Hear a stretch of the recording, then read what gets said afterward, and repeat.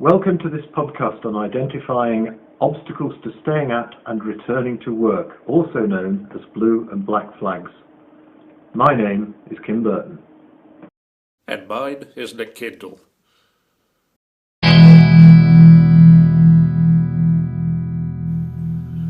Welcome back. In part 3 of this podcast, we're looking at how to manage obstacles. Let's begin by reviewing workplace interventions. The return to work process and vocational rehabilitation interventions are more effective if they are closely linked to or located in the workplace itself. Temporary provision of modified work reduces duration of sickness absence and increases return to work rates. It is often low cost and can be very cost effective for that reason. Sickness absence and disability management is cost effective and may reduce sickness absence by amounts of between 20 and 60%. The principles of effective sickness absence management include senior management engagement, joint labour management cooperation, line managers playing a key role, monitoring and information systems, early, regular and sensitive contact with absent workers, formal return to work plans and processes, fast-tracking healthcare when required, provision of modified working arrangements or adjustments when required, use of case management when required, and use of structured vocational rehabilitation programs for the minority of workers who need them. You've probably noticed that we can't go very long without mentioning communication, and this is because of its great importance. Certainly it is true that duration of sickness absence can be reduced by contact between healthcare and workplace, and also between employer and absent workers. Certainly also, if there is a lack of effective communication, it is a major obstacle to vocational rehabilitation and the return to work process. In planning to address obstacles, it's important to remember that timing is fundamental, that stepped approaches work, and as we have just said, communication is key. Remember also that the worker, the employee, has the most power to determine the eventual outcome of work disability by deciding how much discretionary effort to make to get better and get life back to normal. Given the right support, they can help drive the process, but they face obstacles.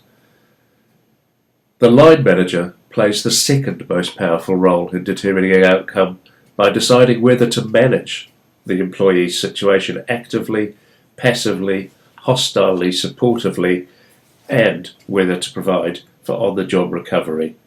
The line manager can be a facilitator or an obstacle creator. They need some help to do the right thing very often. Myths are very important obstacles. Erroneous beliefs are fundamental obstacles to recovery. Beliefs are central to what people do. For example, whether to rest, whether to seek treatment, whether to work, about what it means for the future. Think of the uncertainty principle.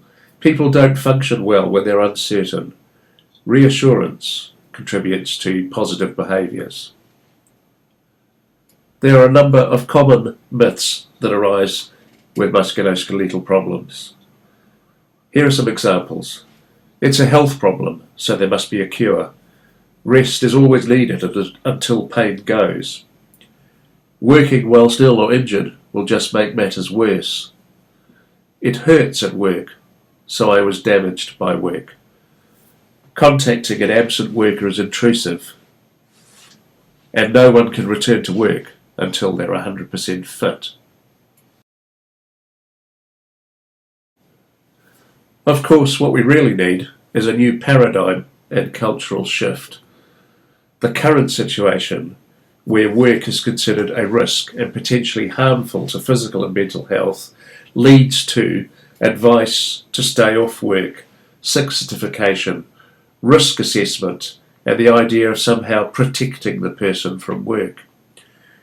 Instead, we need to shift to a situation where we think of work as healthy, therapeutic, and part of rehabilitation, whilst also recognising that work can be a hazard. Therefore, we need to shift to advice and support to remain in and return to work and engage in safe and healthy work practices.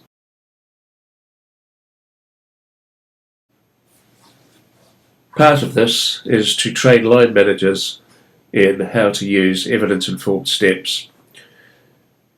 They need to know how to prevent further injury, how to facilitate stay at work, how to maintain contact with employees, how to provide information about job tasks, to identify potential selected duties, to facilitate workplace accommodations with temporary modifications, and how to enable graduated return to work.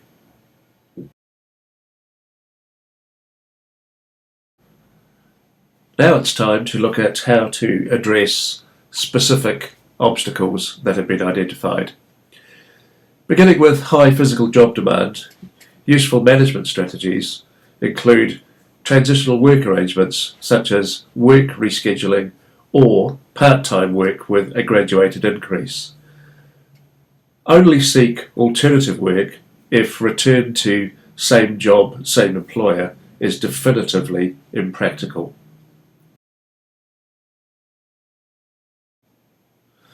To address negative expectations of recovery and return to work, it can be useful to challenge and address myths, perhaps using some kind of cognitive therapy approach, to emphasise ability, not disability, to use structured activity scheduling, and also to use graded resumption of activity and work.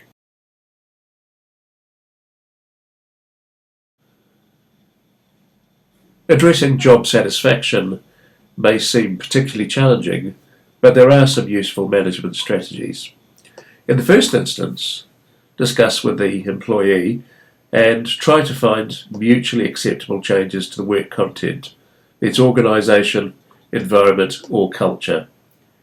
If all of that does fail, consider discussing job change, perhaps through job placement advice.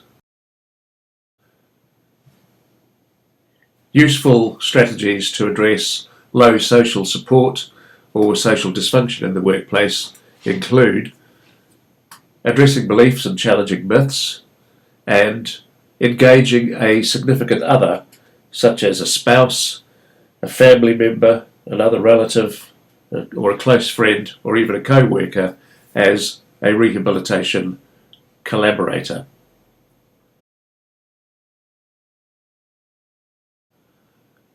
To manage perceptions of stressful job demands, it's usually necessary to try some kind of cognitive approach to address perceptions.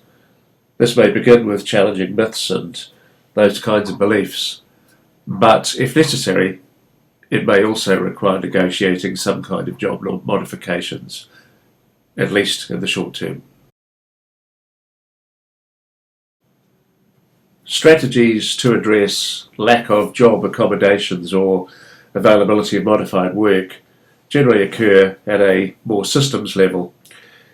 It is important to establish appropriate workplace policies and procedures. This may also be assisted by the input from professional case managers, case conferences, and also effective communication between the key players.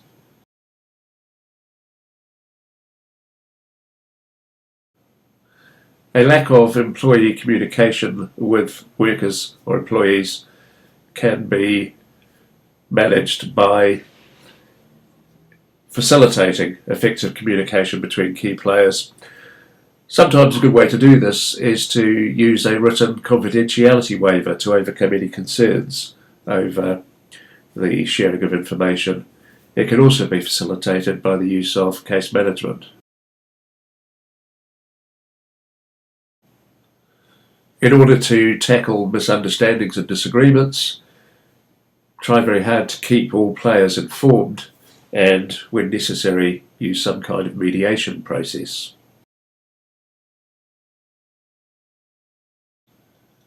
Financial and compensation problems are usually best managed by strategies that provide clear and accurate information, and also the use of professional case managers.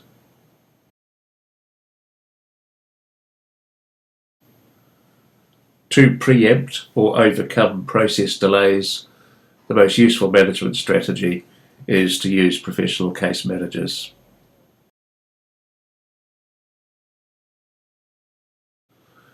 The most useful strategies to tackle overreactions to sensationalist media reports are to ensure that people get the very best education, information and advice.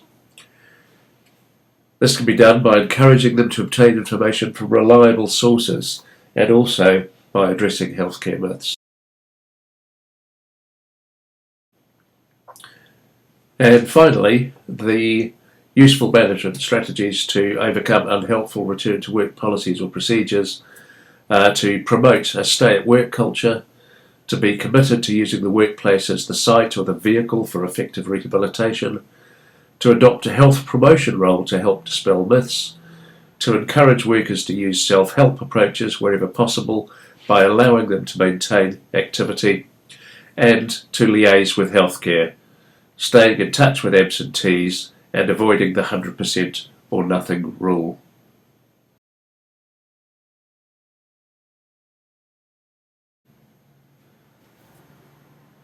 Some of the key things to making a difference can be summarised in this slide. Do be enabling and facilitating, and don't be disabling and sabotaging. This is based on the nice statement from John Wooden: do not let what you cannot do interfere with what you can do.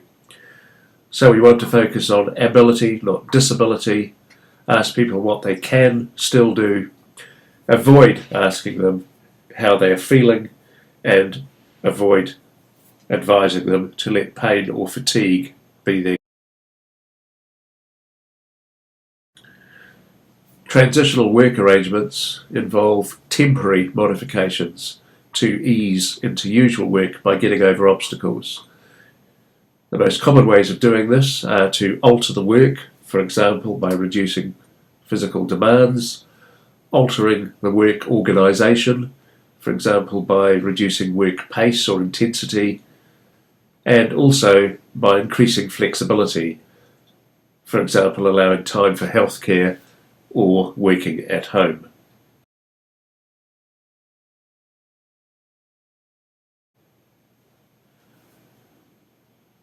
With accommodating workplaces, the question of what is reasonable will always arise. The terminology used is also sometimes contentious. Possibilities are light duties, alternative duties, modified work or selected duties. There are pros and cons with each of these. However, the duration is always temporary versus long term. In making reasonable adjustments, the reason that they're temporary is because if they were permanent, this would in fact be giving people a new job description. The focus to date has been on the type and nature of workplace modifications, and the duration of them is often overlooked in setting expectations. Remember the role for work-focused healthcare. Most people with common health problems can be helped to return to work by following a few basic principles of healthcare and workplace management. This can be done with existing or minimal additional resources and is therefore low cost or cost neutral.